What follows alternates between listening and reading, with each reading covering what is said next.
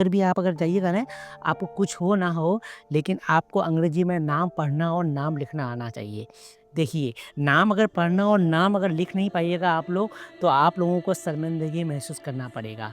तो मैं वो तरीका और वो नियम लेके आ गया हूँ आप सभी के लिए।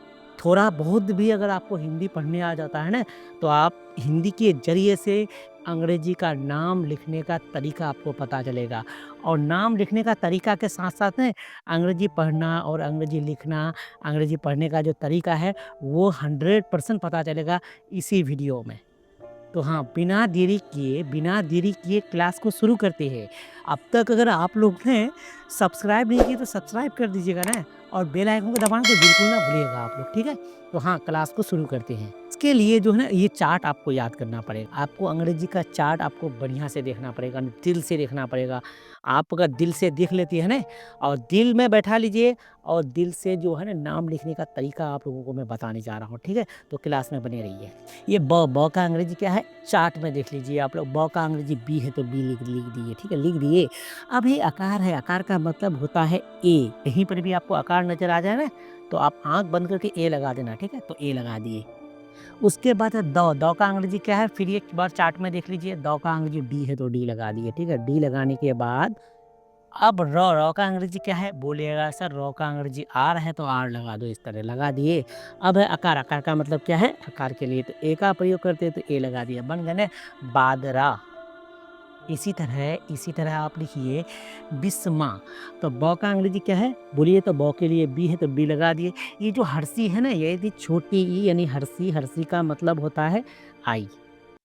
तो हर्षी है इसलिए क्या लगाना है? आई लगाना है तो आई लगा दिए, ठीक है? उसके बाद जो है सौ का अंग्रेजी क्या है? बोलिएगा सर यस है तो यस लगा दो, इस तरह लगा दिए। बन गया ना 20। अब माँ को अलग लिखना है। म का अंग्रेजी क्या है? बोलिएगा यम है तो यम लगा दिए, लगा दिए।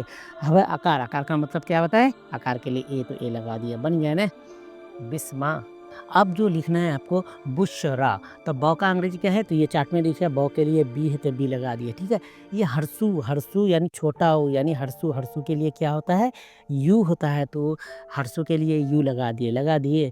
अब है श का अंग्रेजी क्या है? बोलिएगा यस यच है तो यस यच लगा दिए, इस तरह यस यच लगाने के बाद अब र का अंग्रेजी क्या है? तो बोलिएगा आर है तो आर लगा दो, इस तरह। अब है आकार, आकार का मतलब क्या है? आकार के लिए तो ए का प्रयोग करते थे, ए लगा दिए, बन गया ना बुशरा। इसी तरह लिखिए बिल्किस। तो ब का अंग्रेजी क्या होता है? तो ब के लिए बी का प्रयोग करते हैं। हर्षी, हर्षी का मतलब क्या है? हर्षी, हर्षी का मतलब होता है आई, तो आई लगा दिए, यहाँ लगा दिए। उसके बाद ल का अंग्रेजी क्या है? ये चार्ट में देख लिए। ल के लिए यल है तो यल लगा दिए, ठीक है? बन गया ना बिल।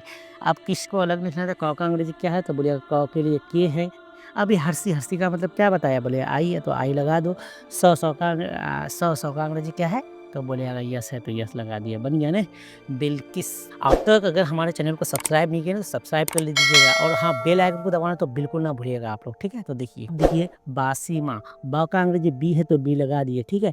अब आकार, आकार का मतलब होता है ए, तो ए लगा दो, इस तरह। उसके बाद सौ का अंग्रेजी यस है। अब हर्षी, हर्षी का मतलब होता है आई, तो आई लगा दो, इस तरह। अब म का अंग्रेजी यम है, और आकार, आकार का मतलब तो पता है आप लोगों को, ए है तो ए लगा दिया, बन गया ना बासीमा।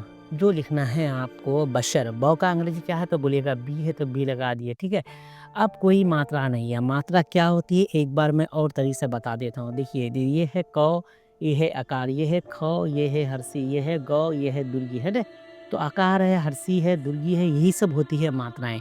कोई भी शब्द में अगर कोई भी अक्षर में मात्रा नहीं रहेगा तो ए का प्रयोग कीजिएगा, तो ये लगा दीजिए। अब है श का अंग्रेजी क्या होता है? यस यस, तो यस यच लगा दिए, ठीक है? अब कोई मात्रा नहीं तो क्या लगाना? ए रो के लिए आर, बन गया ना बशर। इसी तरह लिखे बसीर। तो ब का अंग्रेजी बी है तो बी लगा दिए, कोई मात्रा नहीं, तो ए। श का अंग्रेजी यस, और दुर्गी, दुर्गी के लिए क्या है? तो दुर्गी के लिए डबल ई होता है, तो डबल ई लगा दिए, और रो के लिए आर, बन गया ना बशीर। इसी तरह देखिए बसीरत। ब का अंग्रेजी बी है और कोई मात्रा नहीं, तो ए है। स का अंग्रेजी यस है, और दुर्गी, दुर्गी के लिए क्या होता है? दुर्गी का अंग्रेजी होता है डबल ई, तो डबल ई लगा दिए, इस तरह। बन गया ना बसी। अब रथ को अलग लिखना। जब भी अंग्रेजी का नियम है, जब भी कोई भी शब्द 2 बार बोला जाता है तो अंग्रेजी में उसको टुकड़ा करके लिखा जाता है। तो यहाँ तक बसी लिख दिए। अब रथ लिखना तो र का अंग्रेजी आर है, कोई मात्रा नहीं तो ए है, त का अंग्रेजी टी है, बन गया ना बसीरत। अब जो लिखना है आपको बुलंद। तो ब का अंग्रेजी बी है तो बी लगा दिए। हर्षु यानी छोटा ऊ, छोटा ऊ का मतलब क्या होता है? यू, तो यू लगा दिए। उसके बाद ल का अंग्रेजी यल है, अनुस्वार है ना, अनुस्वार, अनुस्वार का मतलब होता है एन, तो एन लगा दिए। उसके बाद ड के लिए डी बन गया ना, बुलंद। इसी तरह आप लिखिए बकुर, ब का अंग्रेजी बी है तो बी लगा दिए, कोई मात्रा है तो ए है, क का अंग्रेजी के है। ये हरसू है ना, हरसू, हरसू का मतलब होता है यू, तो यू लगा दो, र के लिए आर बन गया ना, बकुर। तो ये सीरीज आप लोगों को मिलती रहेगी, इसके लिए करना पड़ेगा चैनल को सब्सक्राइब और हाँ, बेल आइकन को दबाना ना भूलें।